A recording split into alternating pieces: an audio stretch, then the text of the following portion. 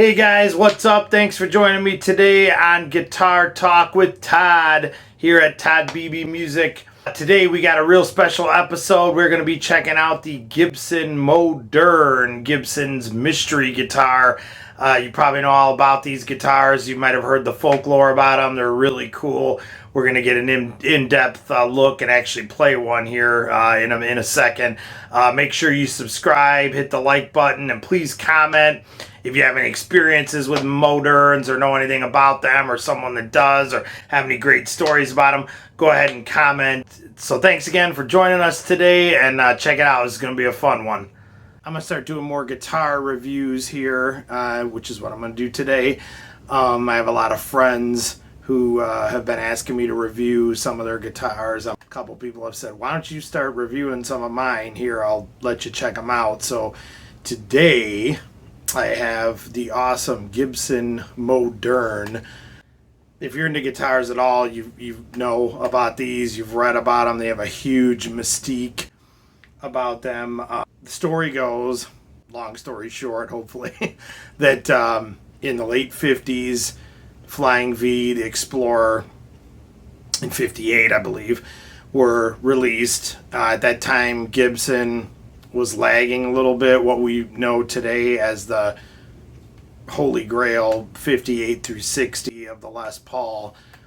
Didn't really sell very good at the time, so there weren't a ton of them selling. They couldn't give them away pretty much, and Fender was doing great with the Stratocaster and whatnot, and Gibson came up with an idea that they wanted some futuristic looking guitars.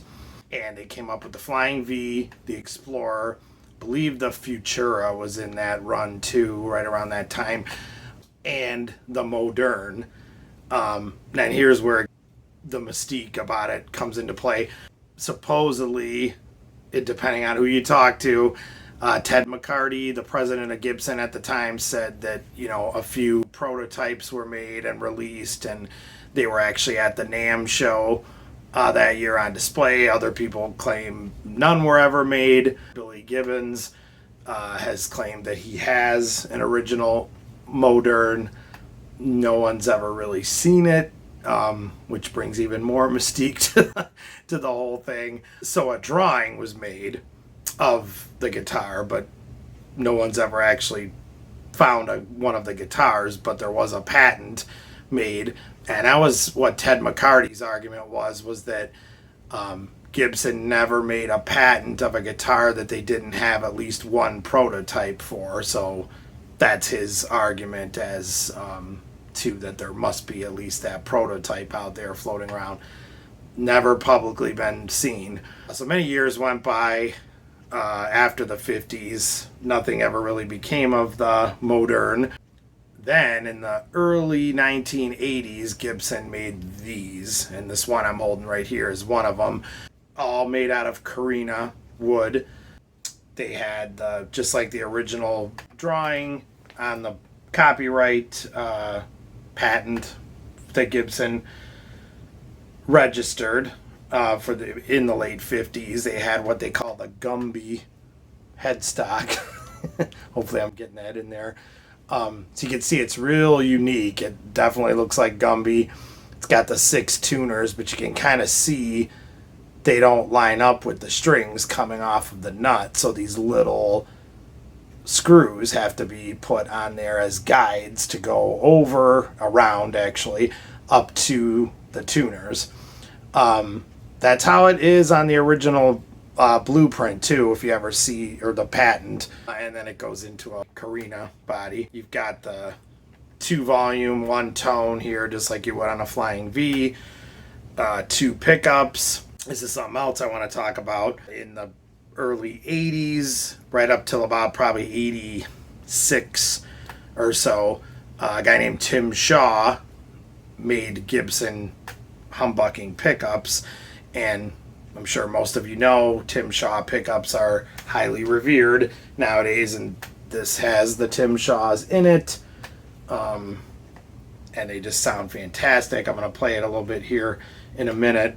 I am also going to do a comparison between the two. This is a 1980 model that I'm holding right here, all made out of Carina. They don't use Carina in guitars much anymore. I mean, they do, but it's kind of a rare thing. Wood supply around the world being the #1, you know, just the rarity of it that you just can't, it's so expensive to get. So you don't see too many guitars made anymore.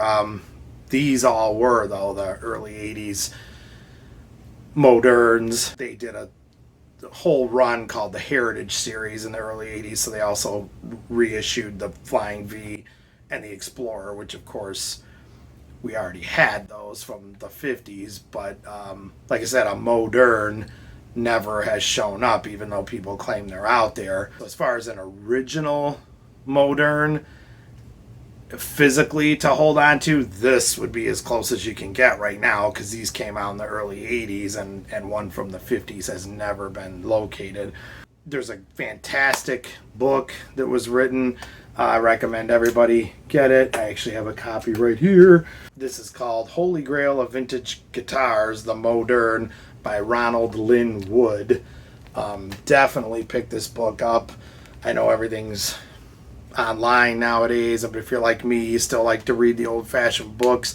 This didn't come out too long ago, 2008 this was released, so 13 years this has been out, but it's got everything and anything in here you could possibly want to know about these guitars, and Ronald did an awesome job. I recommend everybody go out and get this book if you're even remotely interested in these guitars. They do look like, you know, you can kind of see even here that they look like a Flying V. In fact, if I went like that, it almost looks like I'm holding a Flying V.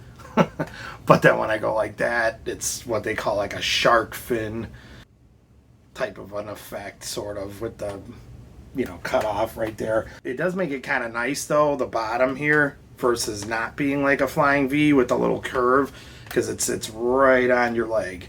So as far as sitting down goes, this makes it a lot better.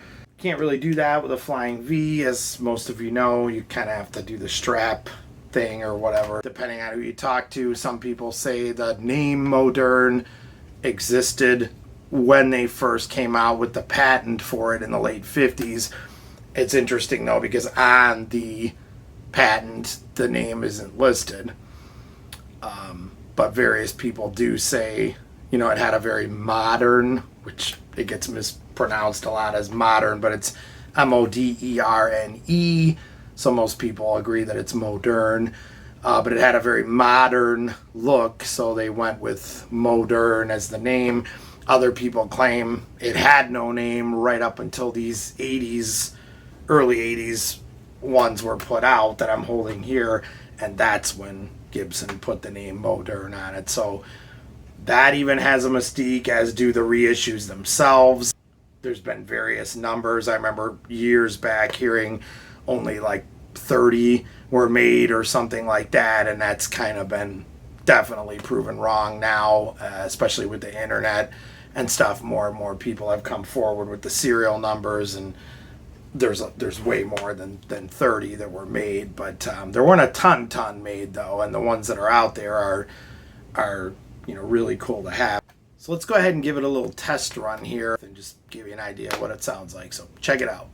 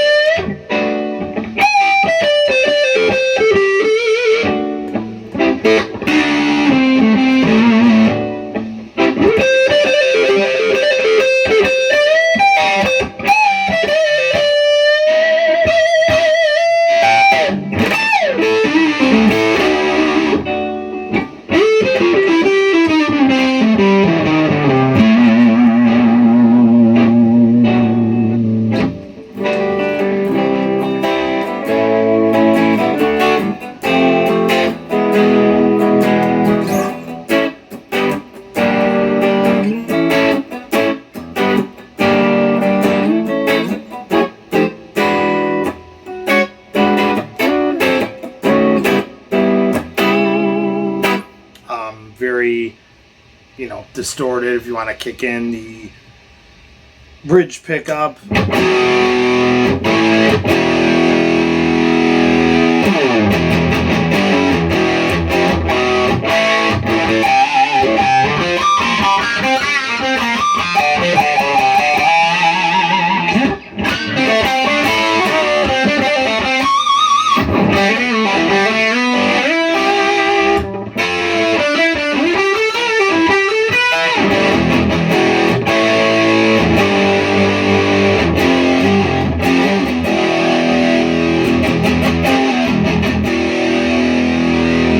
Got that classic, Gibson vibe to it with the humbuckers. Tunematic ABR1 here in the bridge with the stop bar, of course.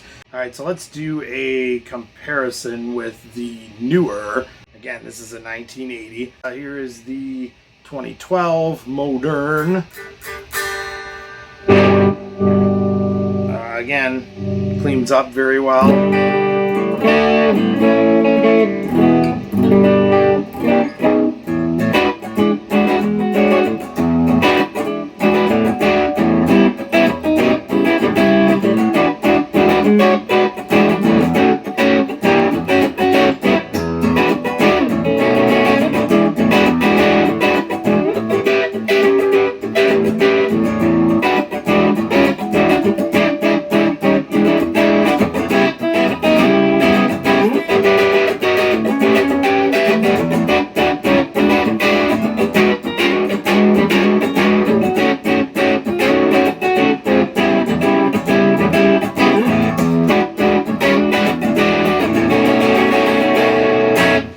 Same thing, it's got great drive to it, neck pickup.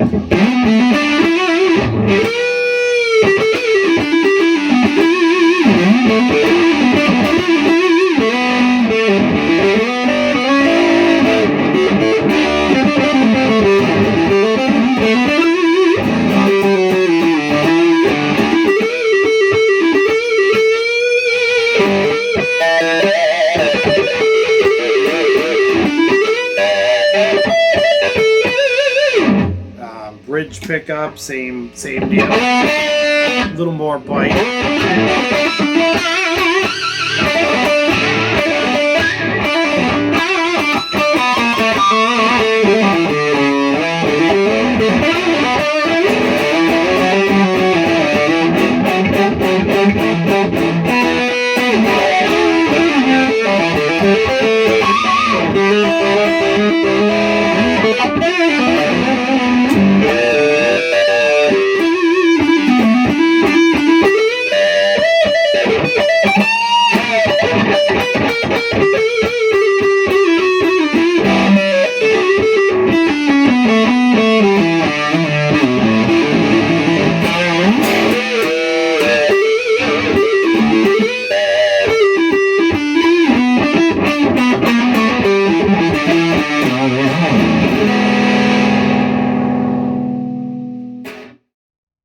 Okay, so what are the differences between these two Modernes?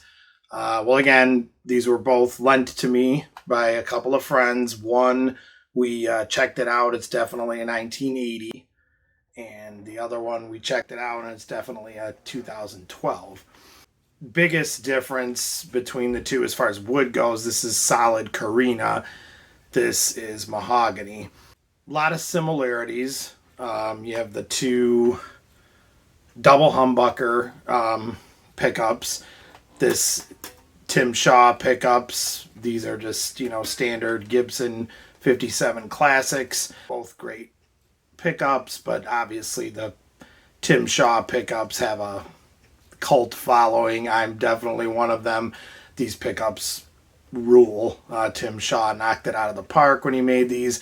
These are definitely good too, though, not to be undersold, but I would definitely take the Tim Shaws if I had a choice. I think most people would. It's got the three controls, 2 volume and 1 tone. This has speed knobs on it. This has the top hat knobs. They both have pointers on them. Carina would have been what it was made out of if a Moderne was made in the late 50s, like the, a classic Flying V or an Explorer. Even though a Moderne has not surfaced, if one did, it would be made out of Carina. So I definitely got to give the edge there too. Again, everything here is made out of mahogany. Fretboard material, this is rosewood. This is actually granadillo, which is used in other musical instruments. Again, this is a 2012. Gibson was doing experimentations during that time. They were doing rich light in place of ebony too. I want to do a whole other video on that coming up in the future. A lot of people shy away from granadillo and rich light because it's not your traditional rosewood or ebony. I have no problem with granadillo. This is used on other, from what I understand, violins use it. It's an excellent wood. I have no problems with this at all, but again, it's not traditional. This is rosewood. The biggest difference is probably the headstocks.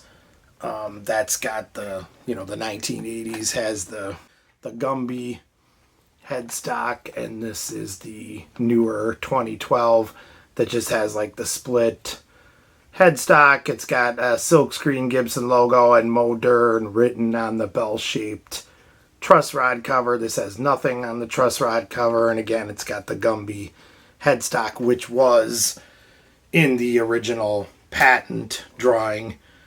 So again, if you were going to try to get a Moderne as close to what one would have been if they did put one out in the 1950s, this would definitely hands down be the one. And these are the ones that most collectors, including myself, look for. These 1980s Modernes are just awesome. That whole series of heritage instruments that they reissued in the early 80s, Gibson, the Flying V, the Explorer, and the Moderne, all just great instruments, all made out of Carina, just like the ones in the 50s were.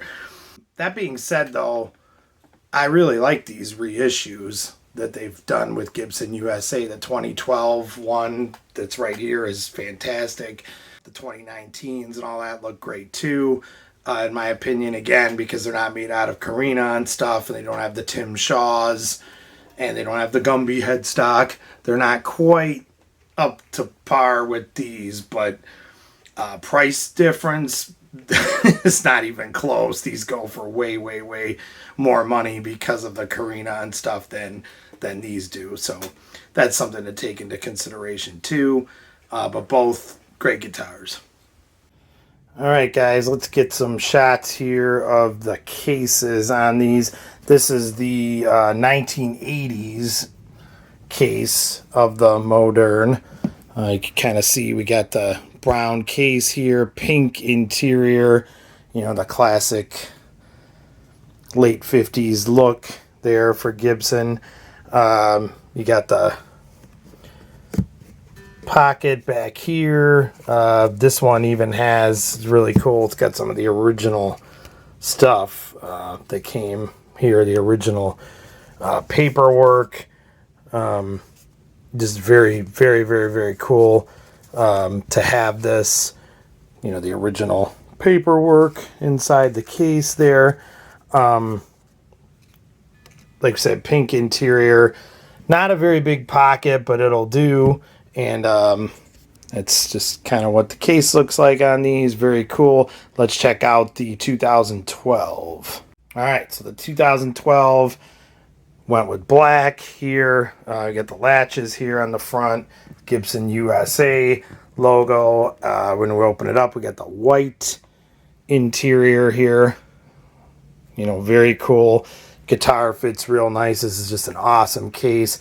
Pocket is the entire length here, so a lot nicer pocket-wise than the old case was. I do prefer the 1980s case just because it's got that classic look to it, but great stuff. But this fits very well in this case as well. Beautiful case. It's a lot to lug around, but it's a lot of protection too. So did an original Moderne ever exist? I kind of tend to believe that it did.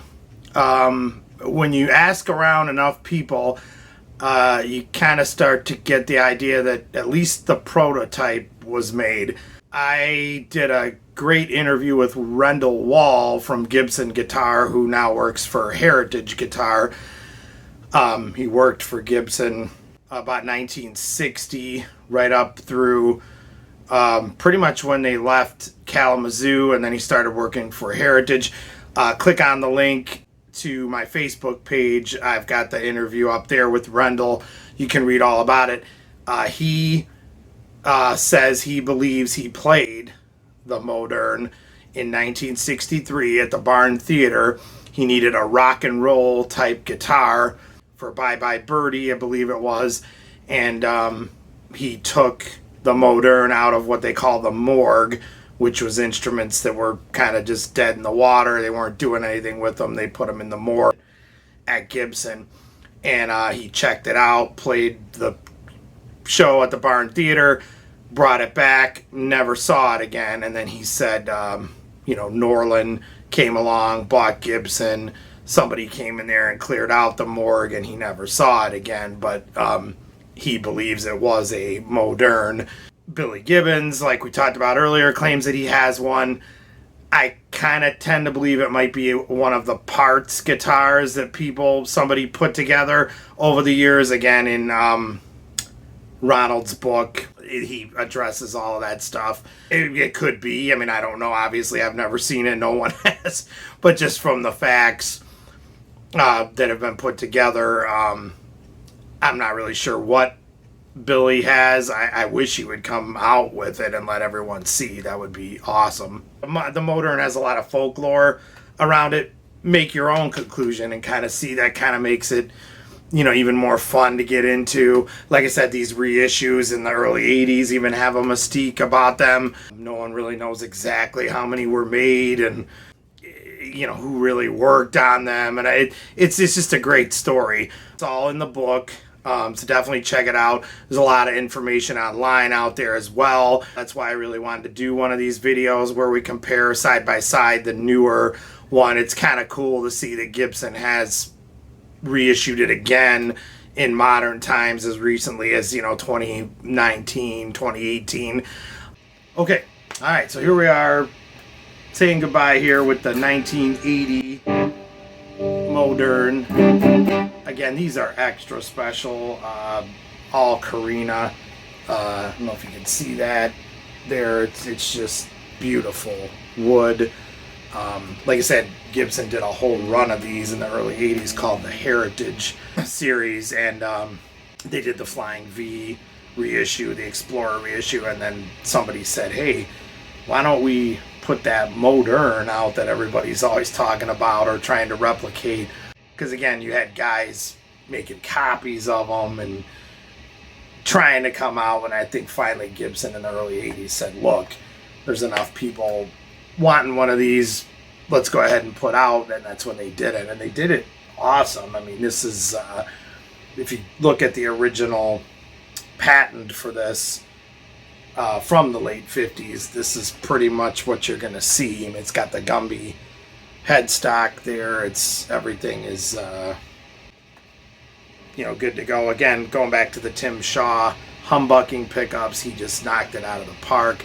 These pickups on their own, you'll see like a pair of Tim Shaw pickups come up for sale, or they go for big bucks just on their own. I mean, they're highly revered pickups. Tim Shaw did a great job replicating the classic humbuckers of that era, which is exactly what would have been in here in 58 if one did exist or does exist. Just kind of want to go out on that note that if one ever does show up, or if Billy Gibbons decides to show the world his, there's no doubt every collector I've talked to and historian and whatnot says that will hands down be the most expensive vintage. I mean, 59 Les Pauls and all that obviously go for big money, but they're out there. People know about them. They're there. They kind of know what the price range is and what they're dealing with. If a Moderne showed its face and it could be proven it was the original one from the 50s. There's just not even a number I can give you right now of what that guitar would go for, and most historians agree. But I do believe an original Moderne existed. It's just kind of cool to think that someday it might come to be, and we'll see it. Whether that'll ever happen or not, I don't know, but I sure do hope I live to see it if it does, because it's just a really cool story, and I believe that at least the prototype is out there somewhere floating around. God, who knows? It could be in the back of a garage somewhere. It could be in a barn somewhere. Somebody that collects stuff. It could be buried somewhere. They might not even know they have it. It might have just came with a collection of stuff they bought from an estate sale or something, and it got buried, and it's just sitting there, and they don't even know that they have it. So it's kind of neat to think about. But anyways, thanks for tuning in today, and we'll see you guys again. Let's go out with some music.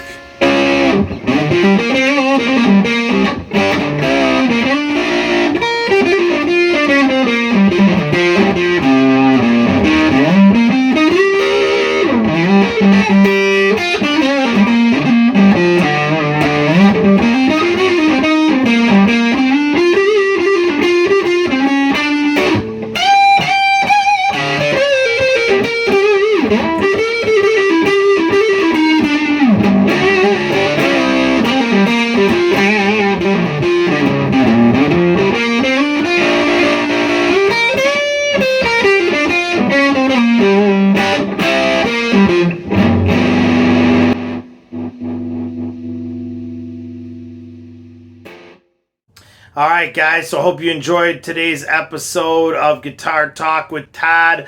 Once again, hit the subscribe button and the like button. Please comment on everything. I'd like to get everyone's take on the Moderne. It's a really cool story and a really cool guitar. We'll see you guys again here on Guitar Talk with Todd. Thanks for joining me.